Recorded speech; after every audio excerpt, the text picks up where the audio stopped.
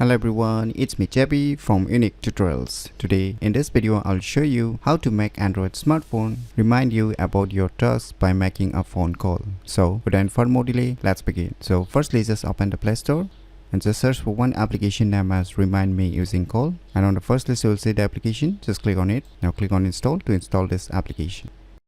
So once the installation is done, just click on open.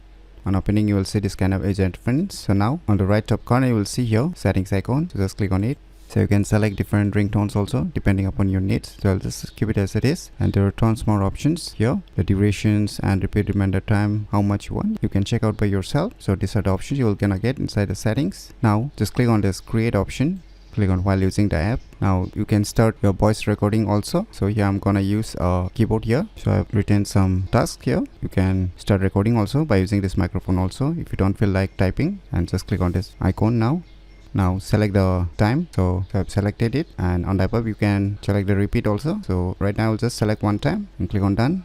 Click on allow. Click on allow again, and now you can minimize it and let us wait for a few minutes. So now you can see it's calling. So accept it. Office meeting. You can see you need to receive it in order to check out the tasks you have added on this applications. So by using this application named as Remind Me Using Call, you can easily make Android smartphones remind you about your tasks by making a phone call very easily. So if you never known about this cool application, then you should definitely give it a try. So if you find this video tutorial useful, please click on the thumbs like button, and if you're new to our channel, click on the subscribe button, and lastly, thanks for watching.